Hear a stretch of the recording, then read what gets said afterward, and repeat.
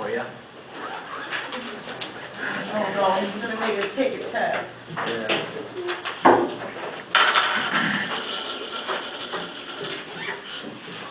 My brain turns off at 5. And they... Your brain turns off at 5? Mine was off at 8 this morning. You turned off at 8? You may. Yeah, if you guys can just fill in the check any of the following, and then does this cause you to be, and then we'll just do a quick summary of what we got. Does anybody need a pen? Everybody good? I was told to ridicule anybody without a pen. I don't think I'm going to do that. I'm in trouble already. No, no. But you're the camera guy, so you know we got to take care of you.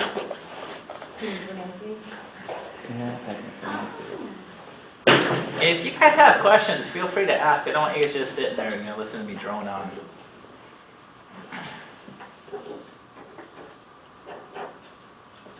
And we'll just do that top section.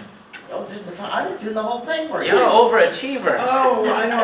I was going. I know. Yeah, we'll just do it section by section. Otherwise, you guys will be just speed reading through the end of it.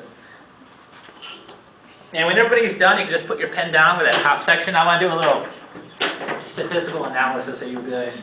All right, how many people hit headaches, migraines? Raise your hands. All right. Keep your hands up if you raised it. How many people hit high blood pressure? All right. How about digestive problems? Yeah, you can do the double hands. How about allergies and asthma? There we go. Neck pain. Right. You guys can put your hands down. All right, we'll do a next level. How about insomnia? Couple? Okay, usually more than that. Back and hip pain? Yep. It's not on there, but how about arm and thumb pain? What? Yeah. Sometimes it's that mouse. Yeah, and a lot of mouse stuff too. Here's my all-time favorite, fatigue. Yeah, everybody's like, yeah, that's the one. Dizziness, arm, hand pain, leg, foot pain, and general aches or pains. Yeah. Snack crackle and Oh popcorn. God. I'm gonna say, what, Yeah. keep on going. My favorite is other. You know, when I've given this talk since 2000, and there's usually a troublemaker who's just like, well, you didn't mention anything about tailbone pain. I'll just write that under other. Okay?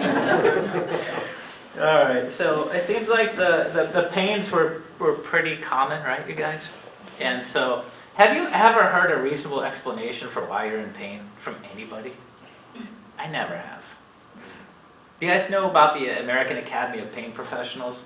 It's mostly an MD group. You've heard of them? Okay, good. So it's mostly an MD group. There's a token acupuncturist, my mentor, and they have these symposiums where they talk about pain. That's all they're basically doing. And I was looking for an explanation for pain that made sense, because if you just tell somebody it's inflammation, what does that do for you guys? Not a lot. Nothing, right? Or if I tell you if I'm an American acupuncturist, your energy's not moving, right? Who cares about that one? So when we study pain and how it works, it's actually fairly simple, and I don't understand why people aren't taught this more often. So let's do I can't draw pictures, so you guys will have to put up with it. All right, so here's you. Oh, I want to go with this guy. Here's you and you. And let's say something simple is bothering you, like, you guys like back pain? Sure. Yeah. We'll No, just do, we don't like it. you don't like it, okay. Good question. So, this is essentially the story of my clinic. Most of our patients are between 40 and 60 years old. Guess how old they were when they first injured what they're to see me with? 20. 18. Yeah, it's before 20. And I say, really? You've been carrying this thing around for this long? And they say, oh, I don't like to. And I go, well, okay, let's talk about that. So here's what happens. You're back, and we're just talking about simple overuse, you guys. We're not talking any big accident. So your back becomes inflamed. The little cells pop out their pain receptors. And what happens is, up the dorsal horn of the spinal cord goes a message to the midbrain. And the midbrain, all the midbrain hears is, we have a problem. Do you guys realize that we can't tell what the problem is neurologically? That's interesting. We don't know what it is. We can't tell if it's an open wound, if it's blunt trauma, if it's fire, even if it's cold. We don't have any idea. So what's interesting is, if we think about how we evolved over time as a species, what's the #1 killer of human beings over all of our history? Stupidity. Humidity? Stupidity. Stupidity. I'm sorry. I like humidity better. I was like, that's how I feel. Stupidity. Stupidity. No, it's infections, right? We get a little cut in the finger. But some of that is stupidity. Some of that is, for sure. So, You know, you get a little cut in the finger, and, you know, we're talking, whatever, the 1200s, 1300s, and it gets infected, boom, knocks us out, we're dead. So the body, over time, has developed a mechanism. So the descending signal reduces the blood flow in and out of this back. Why is it doing that? So the infection can't spread. It's containing it. It's containing the inflammation, the irritation. In your guys' jobs, are you guys putting hands on people? Okay, I'm sure you guys have noticed if somebody has chronic back pain or chronic knee pain, sometimes it'll be just icy. You can just feel this. One of the things I do in my clinic is we just look at the temperature of the body. So there you go. this mechanism will keep you here a little longer, but what's the problem with decreasing the supply of blood to the back? Healing process. What's that? The healing process is slowed down. Yeah, because everything that the body needs to heal is in the bloodstream, right? And this is the essential breakdown I see in the Western reasoning. Because when I say that, the docs go, of course. And I say, what do you mean, of course? What treatment is designed to increase blood flow? No? Okay, that's our difference. So the Chinese, for the first 1,000 years, would stick a bunch of needles in the back. Bam, bam, bam, bam. And the pain would go away, and it'd come back. And the emperor didn't like this at all. Now, when I went to school in the States, they told me that Chinese medicine evolved because Chinese have a superior philosophy to Westerners. You know what the truth is? The same thing that motivated the Chinese emperor motivated our ancient kings. They didn't care about philosophy, they wanted people out there working. You got it, cash. That's the primary thing. So the emperor was getting mad because the tax money was decreasing, because people couldn't get out there and work. So he told them, you have to figure out what's going on. Why does this stuff keep coming back? There's nothing wrong with that back. Why does the pain keep coming back? And so as a student, I asked, well, how do they know nothing's wrong? And Dr. Kendall said, they would just kill them and cut them open.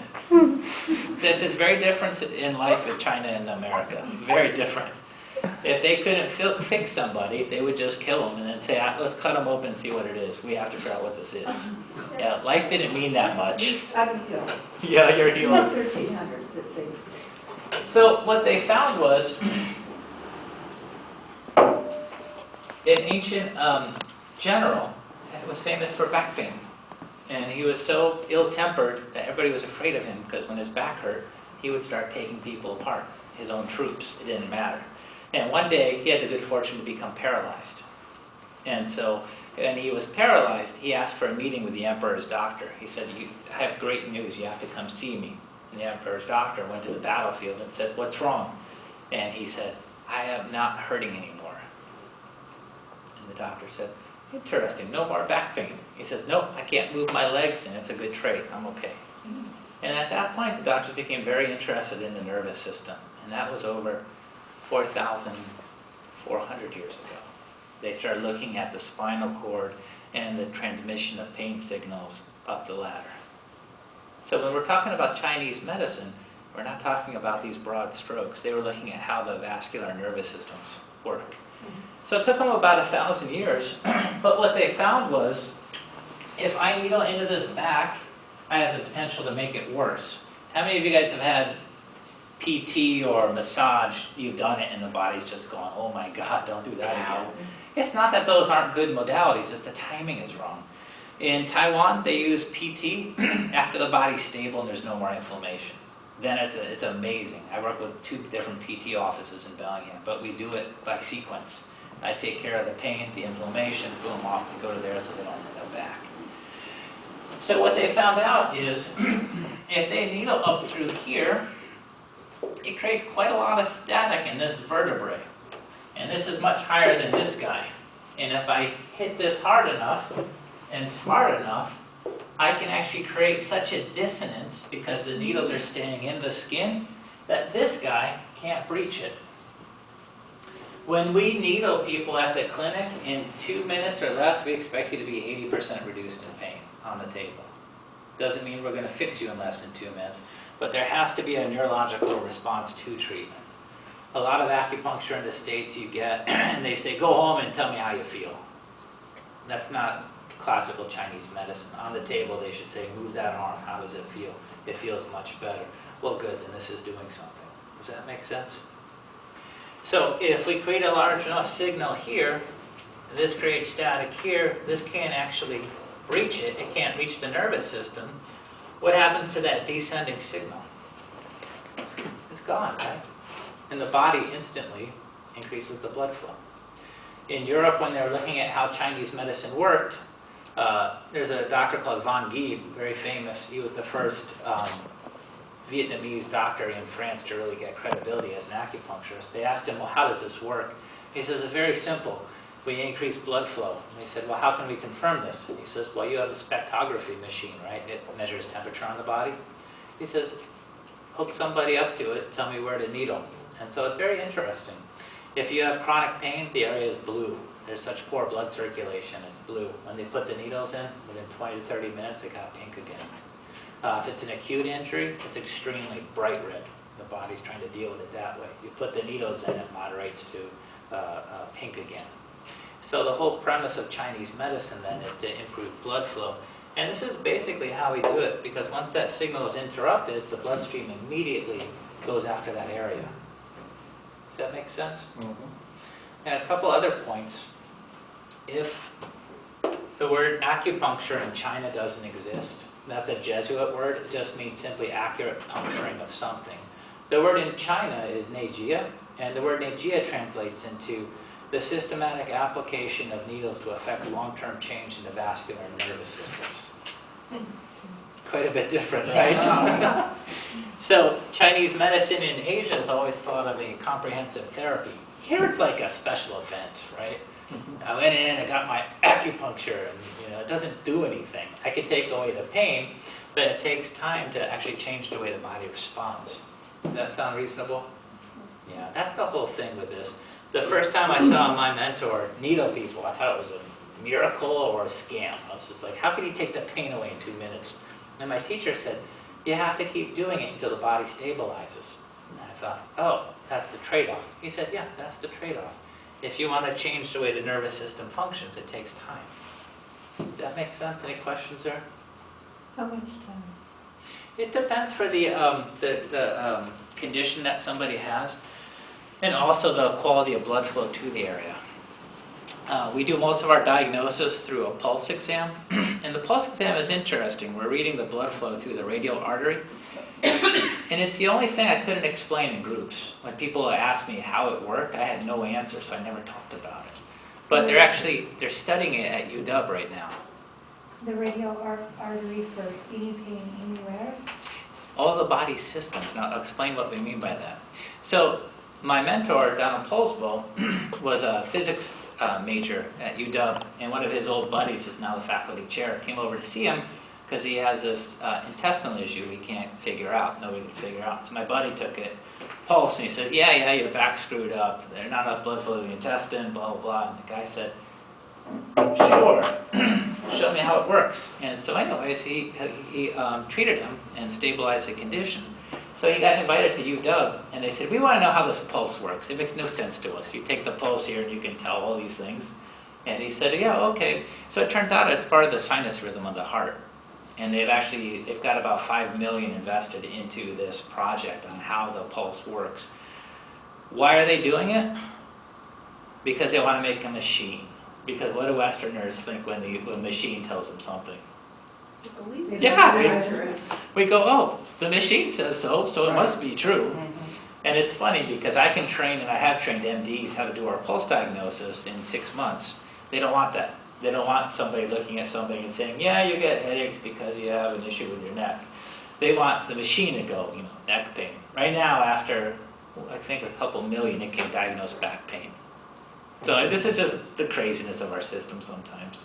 So anyways, that's how the sinus rhythm of the heart works. So it depends on how severe the issue is and how the body's responding. People who are very active heal much quicker because they're forcing blood flow through the areas just by their activity. People, when they're feeling bad enough, don't do anything. That's very hard because the body will not only reduce the flow of blood, but their inactivity further reduces the flow of blood, so it's compounding. One of the very first thing we're told when we have an injury Yeah. is to raise it up and reduce the blood flow so Yeah. the swelling goes down, which Yep. In acute swelling, we do recommend ice, but that's the only time we use it in Chinese medicine. We're always fighting with the patients and saying, you don't need ice, there's no swelling. It's the last thing you need. I stuck with us for 6 months. Yeah, there you go. All right, so our second part here, My friend, when you guys sign those upper things, does this cause you to be moody? You said yes on that. You guys can raise your hands.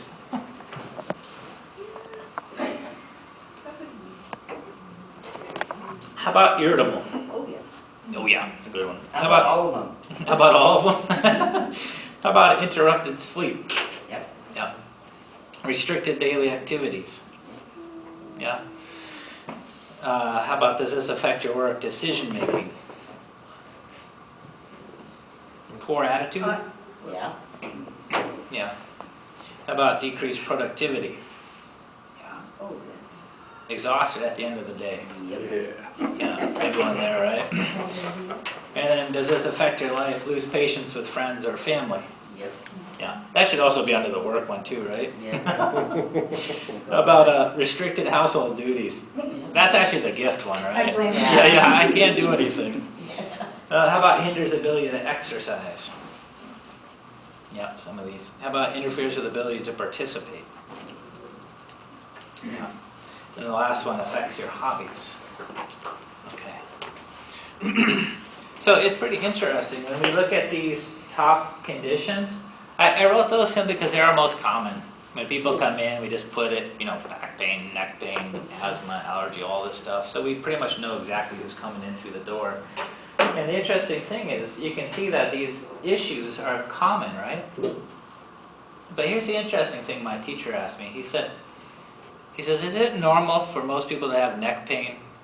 And I said, yeah. And he says, no, it's common. It's not normal for the body to be dysfunctional. He says, how about the fatigue one? But by the way, guys, fatigue is the number one thing we treat at the clinic. I was shocked. I thought it would have been pain. My teacher asked me, what do you treat more often than anything? I said, pain. He says, no, I don't care what you think. Tell me. And I was shocked at the end. I said, yeah, you're right. It's fatigue. And so one of the things that we look at the body is how it's functioning. And if there's proper blood flow, you can just keep rocking. If there's not proper blood flow, you're going to be doing this number. All right, let's do a little stress level here. This is another good one. All right, so how many rated their stress level at 1? There's always one optimist, right? How about 2? Anybody rated 2? How about a 3? 3s? How about 4? How about 5? 5's good. About 6? Yeah. 7s? Yeah. 8? 9s? Yeah. Any 10s? I think you guys are doing pretty good. All right, good. Our average in the clinic is 8, 7 to 8 when people are sitting down with us and they just go through their work life, their home life, their hobbies, that type of stuff. So, we see all different varieties of things. So the whole point of doing these questions is a lot of my long-term patients will express, after they get to know me a little better, feeling isolated. They think that they're alone in this. Typically, I had a mom come in last week and she said, well, I feel like I'm failing my children. And I said, why? She says, I get out of work, I'm so tired, I go home, I plug them into the TV, I make him some garbage dinner that I don't even like, and I can't wait for him to go to bed so I can just go to sleep. My back hurts me all the time. And I said, well, what does your husband do? She says, he felt better. He comes home, pops open a beer, and watches TV. And that's not that uncommon, you guys. I mean, it's remarkable that that's such a common story. So one of the things I wanted to tell you guys tonight is, if you've got these things, you don't have to have them. And that's the part that in our culture, we're kind of taught that these are birthrights in a sense. Yeah, like we're expected 10 years from now to feel better or worse than we are today.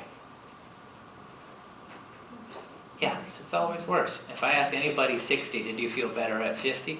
99% of the time they say yes, or they say no, unless they've done one thing, lost a lot of weight. And I've had people who come in, yeah, you're all trying. But I've had people who've lost 100 pounds and they'll say, oh no, I feel so much better at 60 than I did at 50. It makes sense. Okay. So that's the main thing. I want to get an idea of what you guys, how you guys are functioning and also where you guys are mostly having your issues. Do you guys have any questions for me? So, when you're actually doing the procedure, Yeah. I mean, obviously you've learned how to do the placement, but everybody is different. Yeah. I mean, every individual has their different circulatory system and stuff like that. So, how do you approach that because of those differences? That's a great question. In school, they teach you that have you guys heard of the word acupoint? These specific points that are supposed to do something magical? That's garbage, you guys. The only reason why they came up with those is because they wanted to administer tests. Right? If you can't find this lung 7 point, then you don't know what you're doing. And they basically did this for the testing. We needle into huge zones. Now, I've had doctors come and watch me work from China, and they get nauseous. They're like, you're not measuring anything.